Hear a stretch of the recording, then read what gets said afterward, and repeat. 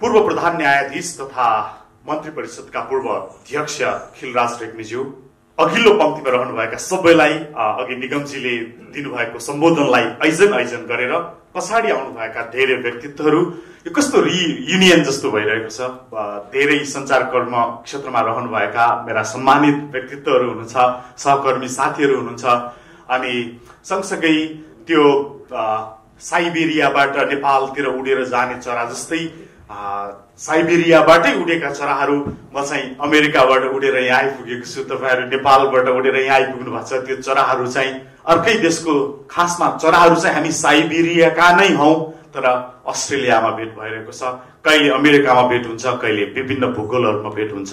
यस उपस्थिति तपाईँहरूको जो गौरवमय छ यसका प्रति म हार्दिक आभार व्यक्त गर्दछु र तपाईहरूलाई यो अस्ट्रेलियामा जसरी तपाईहरूले आफ्नो देश, जीवन अथवा स्वाभिमान जे जसका प्रति आफ्नो जीवन गुजारिरहनु भएको छ, बिताइरहनु भएको छ, त्यो कर्मलाई सम्मान गर्दै म आफ्ना केही कुराहरू राख्ने अनुमति चाहन्छु। म अमेरिका गएको झन्डै 1.5 वर्ष भयो। अमेरिकामा मलाई थाहा छैन अस्ट्रेलियामा त्यसको महत्व कति छ। अमेरिकाले चाहिँ समयलाई आफू अनुसार चलाएर अगाडि बढ्दो रहेछ। जस्तो कि हरेक मार्च महिनामा र हरेक नोभेम्बर महिनामा डे लाइट सेभिङ भनेर घडीको सुई नै घुमाइदिन्छ उसले। समय आफूले आफ्नो अनुसार चलाउँछ। जस्तो कि बिदाहरू पनि अमेरिकाले कस्तो गर्दो रहेछ भने क्रिसमस त्यहाँको सबभन्दा ठुलो बिदा, अथवा थ्याङ्क्स गिभिङ त्यहाँको सबभन्दा ठुला होलिडेहरू, लामा होलिडेहरू भनिन्छ। त्यस्तो बिदाहरूमा चाहिँ अमेरिकाले कस्तो गर्दो रहेछ भने बिदालाई चाहिँ फ्राइडे काम गर्नु परिहाल्यो, स्याटरडे र सन्डे गभर्मेन्ट होलिडे छ, अनि जहिले पनि मन्डे पार्ने, त्यसरी बिदा दिने। स्याटरडे सन्डे मन्डे पारेर समय चाहिँ कहीँ जानु पर्यो भने पनि जानेहरूलाई पनि सजिलो भयो, काम सरकारी सेवा लिनेहरूलाई पनि सजिलो भयो। हामी हामी फेब्रुअरीमा छौँ। मार्च 11 तारिक 1 घण्टा टाइम चाहिँ फरवर्ड हुँदैछ, जबकि अस्ति नोभेम्बरमा 1 घण्टा टाइम ब्याकवार्ड थियो। जस्तो कि टाइमलाई चाहिँ लाइट सेभिङको नाम दिएको छ, तर त्यो हुन्छ नि रातिसम्म घाम लाग्ने त्यस्तो सिजनहरूलाई चाहिँ उसले आफै टाइम कन्ट्रोल गरेर गभर्मेन्टले सरकारले जनतालाई दिने सेवा सुविधाहरूमा त्यस्तो काम गर्दो रहेछ।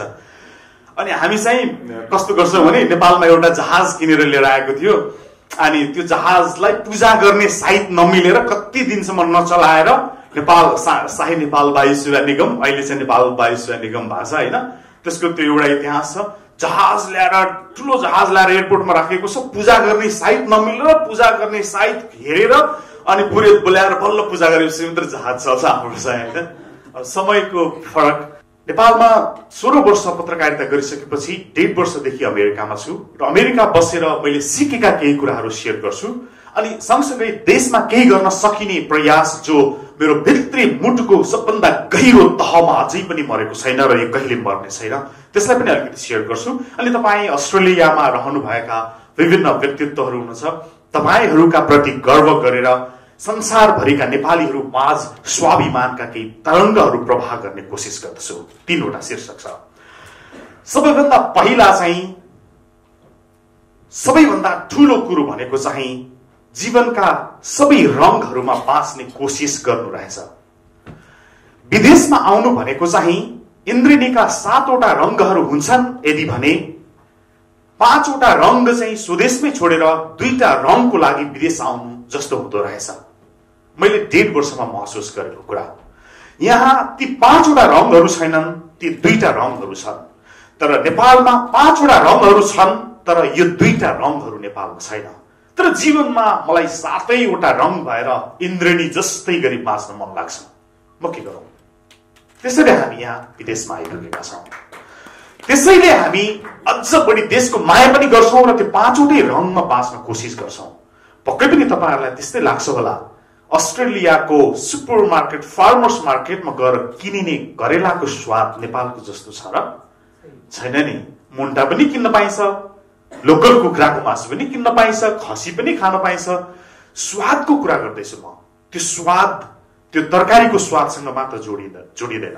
सांस्कृतिक रूपमा अमेरिकामा त झन् ठुल्ठुला, अस्ट्रेलियामा पनि छन् होला हिन्दूका मन्दिरहरू इन्डियनहरूले बनाइरहेका छन्, त्यहाँ पनि गएर हामी दर्शन गर्छौं।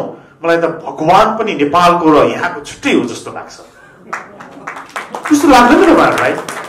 म अमेरिकामा त्यो महसुस गरिरहेको छु। ठुल्ठुलो नेपालको पशुपतिनाथ भन्दा त 10 गुणा ठुला स्वामी नारायणका विशाल परिसरमा यस्तो त्यो सुन रत्नहरूले जडित मन्दिर, हिन्दू मन्दिरहरू छन् अमेरिकामा। अस्ट्रेलियामा पनि छन् होला। जानुहुन्छ, आत्माले भित्रैबाट पूजा गर्छु भनेर जानुहुन्छ। तर मलाई भगवान बेग्लै बेग्लै जस्तो लाग्छ, त्यो नेपालको र यहाँको। थाहा छैन त्यो किन त्यस्तो हुन्छ। त्यो करेला नेपालको र त्यो करेला अस्ट्रेलियाको अथवा अमेरिकाको अर्कै स्वादको जस्तो लाग्छ। त्यति मात्र होइन, चामलको कुरा मात्र होइन, करेलाको कुरा मात्र, भगवानको मात्र कुरा होइन। हामी सकेसम्म विदेशमा बसेर पनि संस्कृति मनाउने कोसिस गर्छौं। विवाह पनि करिब करिब नेपालकै संस्कारमा गर्छौं। मान्छेहरू नाच्छौं, सबै थोक गर्छौं। धेरै किसिमका चाडपर्वहरू, दशैं तिहार सब थोक मनाउँछौं। नेपालमा भन्दा अझ मिठा मिठा राम्रा, धेरै महँगा खर्च गरेर काम गर्छौं। तर त्यो चाडपर्व पनि यहाँको अर्कै, त्यहाँको अर्कै जस्तो लाग्छ। मलाई किन त्यस्तो भइरहेछ थाहा छैन तपाईहरुलाई त्यस्तो हुन्छ कि हुँदैन। तर यसले भन्न खोजेको चाहिँ के हो भने तपाईको हृदयमा त्यो देशको लालित्य चाहिँ मेटिएको छैन र त्यो कहिल्यै पनि मेटिने छैन। त्यही स्वादको फरकपन हो यो। हामी त्यसैमा हुर्किरहेका छौं र त्यसैले यहाँ जम्मा भइरहेका छौं जस्तो लाग्छ। यो जीवनको सबै रङसँग जोडेर कुरा गरेको हुनाले हामी विदेशमा बसेर पनि जीवनको त्यो दुईवटा रङमा त्यो 5वटा रङ मिसाउन खोजिरहेका छौं। नेपालमा बस्दा त्यो 5वटा रङमा विदेशको 2टा रङ मिसाउन सके हुन्थ्यो भनेर हामी विदेशतिर आउँछौं। मान्छे असन्तुष्ट एउटा चीज हो, त्यो जहिले पनि यस्तो हुन्छ। तर हामी यहीँ बसेर पनि देशको लागि धेरै गर्न सक्छौं भन्ने कुरामा लगेर म आजको मेरो कुराकानी टुङ्ग्याउँछु। दोस्रो विषयको लागि मैले एउटा भिडियो तयार गरेको होइन, भिडियो रोजेको छु। मेरा आफ्ना कामका सिलसिलाहरू, आफ्ना अप्ठ्याराहरू मेरा छन्, तपाईका आफ्नै कथाहरू छन्। हामी यहाँ जम्मा भएर गर्न खोजेको, बोल्न खोजेको, केही होस् भन्न खोजेको, अथवा हिजो खिलराज रेग्मीलाई मन्त्री परिषदको अध्यक्ष बनाएको, अथवा हिजो लाल बाबु पण्डितहरूलाई हिरो बनाएको, अथवा धुर्मु सुन्तलीले घर बनाउँछु भन्दै गर्दा संसारभरिका मानिसहरूले सहयोग गरेको, ती सबै सन्दर्भलाई जोड्न खोजेको, अथवा प्रेम मानिया यहाँ उभिएर बोलिरहेको, तपाईहरूले सुनिरहेको, यी सबैलाई जोडेर यसको सत्यमा चाहिँ के हो भने देशले एउटा त्यस्तो मान्छे खोजिरहेको छ। हिरोको अभाव छ देशमा। नागरिकहरूलाई, जनतालाई, मानिसहरूलाई थाहा छ कि फिल्म हेर्दा फिल्ममा एउटा हिरो आउँछ, सब अन्याय अत्याचार समाप्त पारिदिन्छ, अत्याचारीहरूलाई गोली ठोक्छ, हिर्काउँछ, मारिदिन्छ, सबै अत्याचारीका घरहरू सिद्ध्याउँछ, जेसुकै गर्न सक्छ। मान्छेहरूले फिल्म हेरेका छन्, तपाईले, मैले, हामी सबैले फिल्म हेरेका छौं। फिल्ममा क्या मजा आउँछ नि, त्यो हिरोले सबतिर त्यो फाडेर न्यायको, सत्यको जित गराएको, कस्तो रमाइलो लाग्छ नि त्यो फिल्म हेर्न। फिल्ममा हिरोहरू देखिन्छन् नि, साच्चीकै फिल्ममा, रिलमा मात्र हिरोहरू छन्। रियल लाइफमा, मान्छेको जीवनमा, दैनिकीमा देशलाई परिवर्तन गर्ने हिरोहरू नपाएर हामी खोजिरहेका छौं। खिलराज रेग्मी हो कि, धुर्मु सुन्तली हो कि, रवि लामिछाने पो हो कि, कसले चाहिँ राम्रो गर्ला भनेर हामी खोजिरहेका छौं। एउटा हिरो नपाएर हो। हरेक कालखण्डमा, इतिहासका कालखण्डमा हिरोहरू जन्मिएका छन् संसारमा, नेपालमा पनि होला। हिजो पृथ्वीनारायण शाहदेखि त्यसपछि धेरै मान्छेहरूको विवादित नामहरू लिउँ या नलिउँ, तर पृथ्वीनारायण शाहदेखि अहिलेसम्म आउँदै गर्दा नेपालमा थुप्रै हिरोहरू जन्मिए। कति हिरोहरू मारिए वा हिरोहरूको टाइमिङ मिलेन भन्दछन् इतिहासमा, जस्तो कि विश्वेश्वर प्रसाद कोइराला र राजा महेन्द्र, जस्तो कि मारिएका हिरोहरूको नाम लिँदा मदन भण्डारी, अथवा त्यसभन्दा पछाडि पनि इतिहासले कत्ले आम गरेका, त्यही शब्दलाई प्रयोग गर्ने, कत्ले आम गरेका धेरै हिरोहरू छन् नेपालमा थिए। तर अब समयले बिस्तारै नयाँ हिरो नल्याइदिएर नेपाल नबनेको भो हो कि? अनि हामी हिरो खोजिरहेका छौं। अलिकति हिरो रवि लामिछाने भित्र छ कि भनेर उसले गरिरहेको छ खोजिरहेका छौं। धुर्मु सुन्तलीले राम्रो गरिरहेका छन् भनेर अलिकति हिरो उस भित्र देखिरहेका छौं।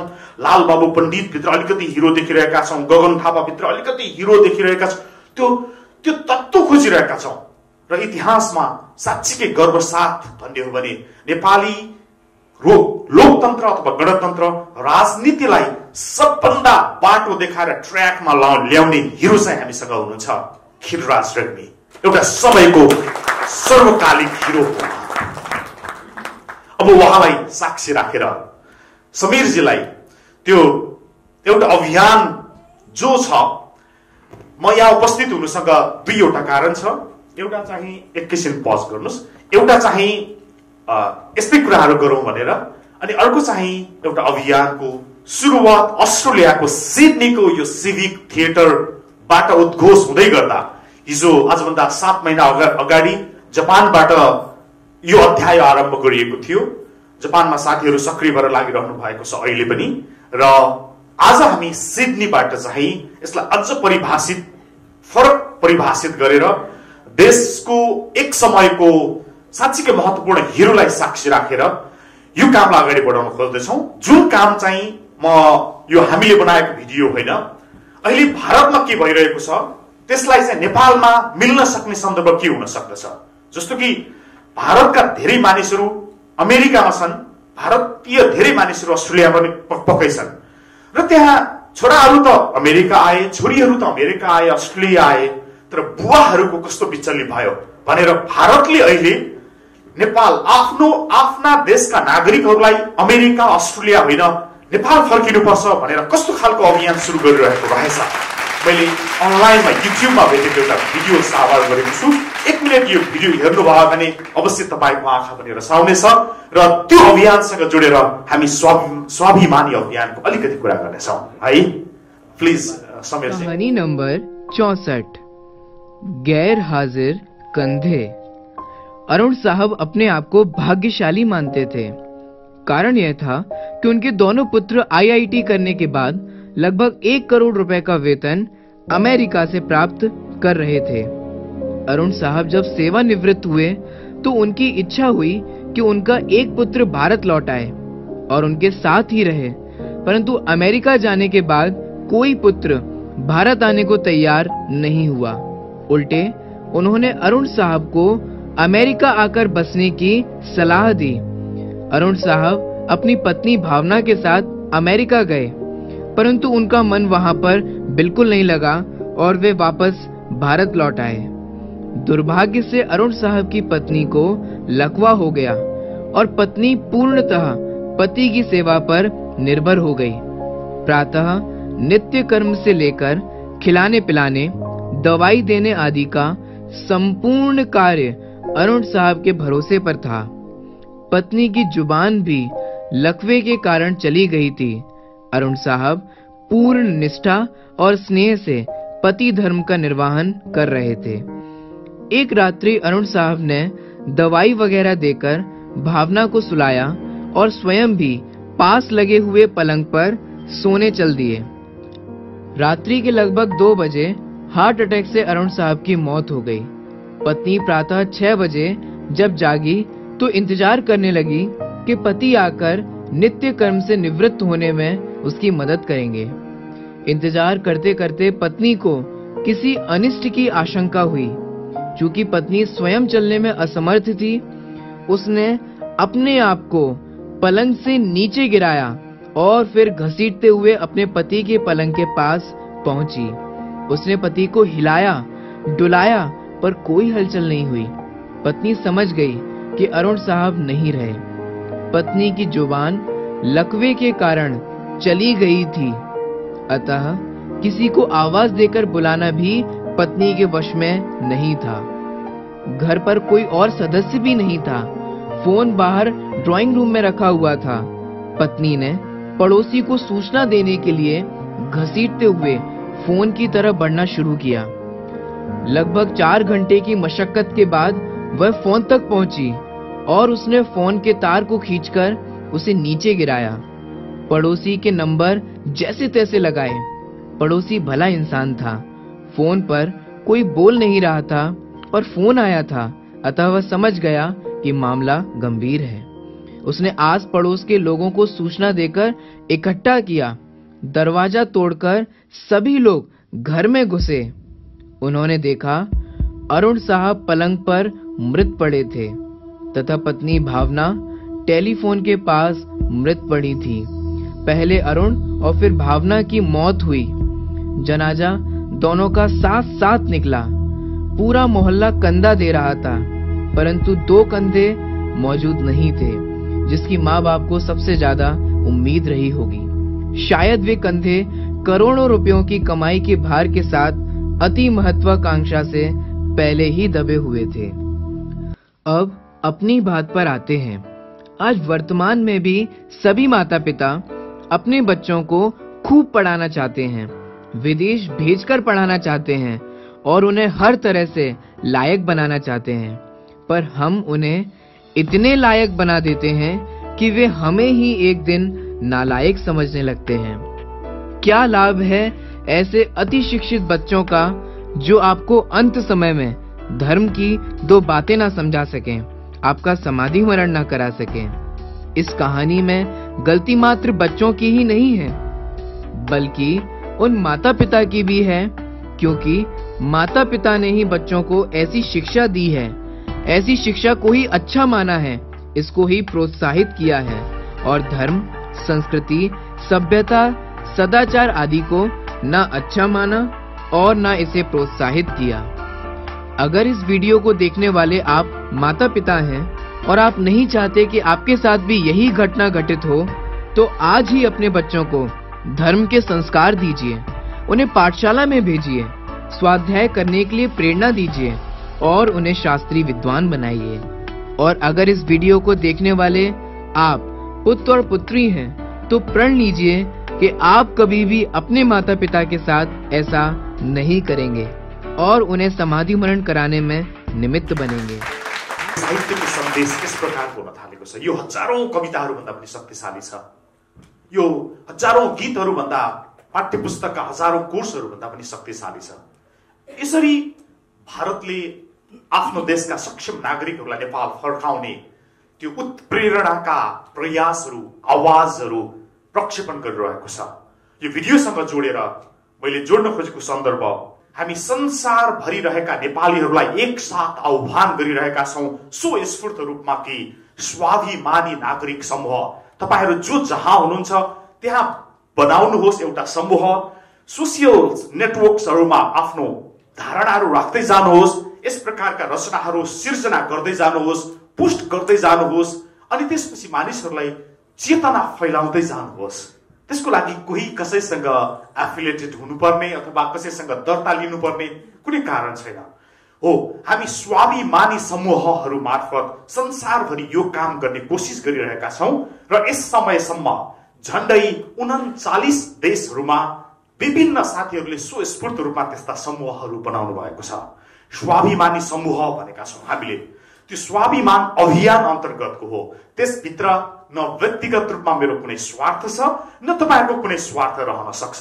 हामीले स्वस्फूर्त रूपमा देशमा नागरिकहरू फर्किन चाहन्छन् भने उनीहरूका लागि यो यस्ता किसिमका प्रचार सामग्रीहरू मार्फत सकारात्मक टेवा पुग्दछ भने त्यो खालको काम गरौं भनेर यो प्रयास सुरु गरेका छौं। यो प्रयास अस्ट्रेलियामा आएर यति बोल्न पाउनु मेरो लागि सौभाग्यको विषय पनि हो। त्यसैले मैले तपाईलाई यो सन्दर्भ शेयर गर्न खोजेको र यो सन्दर्भसँग जोडेको अर्को विषय चाहिँ तपाई पत्रकार हुनुहुन्छ भने मलाई लाग्दछ कि हामीले जस्तो पत्रकारिता गरिरहेका छौं नेपालमा र जस्तो साहित्य लेखिरहेका छौं, अब बिस्तारै साहित्यको धार र पत्रकारिताको धार पनि यो देशभन्दा बाहिर रहेको सबभन्दा ठूलो शक्तिलाई देशभित्र फर्काउने वा फर्काउन नसक्दा पनि तिनका सीप, तिनका क्षमता, तिनका योग्यता, तिनका दौलत फर्काउन सकिने वातावरण बनाउने तर्फ केन्द्रित गर्यौं भने पनि देश बनाउन सकिने आधार बलियो बन्दछ जस्तो लागेर मैले तपाईसँग यो भिडियो शेयर गरेको हुँ। यद्यपि यो हिन्दी भाषामा भएको होस्, नेपाल बनाउनको लागि पनि हामी भएनौं भने त्यो बन्दैन। त्यसैले हामी फर्किनु छ, हामीले फर्काउनु छ आफ्नो सीप, क्षमता, दक्षता, दौलत। तर यसमा मेरो एउटा महत्त्वपूर्ण नोट के छ भने तपाई फर्किनुस्, म फर्किन सक्छु, तर फर्किन त फर्किनुस्। यदि तपाई विथ नथिङ, केही पनि नलिकन फर्किनु भयो भने चाहिँ त्यसको कुनै मिनिङ छैन। केही जितेर फर्किनुस्, केही लिएर फर्किनुस्, केही सिकेर फर्किनुस्। फर्किने भनेर राष्ट्रवादको हावाले मात लागेर तपाईँ त्यसरी नफर्किनुहोस् कि with no reason, with nothing. न पैसा कमाउनु हो, न विदेशमा आएर केही सिप सिक्नुभयो, न तपाईँले केही अध्ययनलाई उच्च बनाउनु भयो। म 1.5 वर्ष भयो देश छोडेर हिँडेको, त्यसपछि मैले सिकेको एउटा कुरा त्यही हो। त्यो देशमा झण्डा गाड्ने शिखरहरू थिए भने यो संसारमा पनि हामीले झण्डा गाड्ने शिखरहरू छन्। शिखरमा झण्डा गाडेर फर्किनुपर्छ, त्यत्तिकै चाहिँ नफर्किनुहोस्। यो सुझाव साथ मेरो भनाइ यहीँ टुङ्ग्याउँछु। तपाईँहरूले सुनिदिनु भयो, यसको लागि धेरै धेरै आभार व्यक्त गर्छु।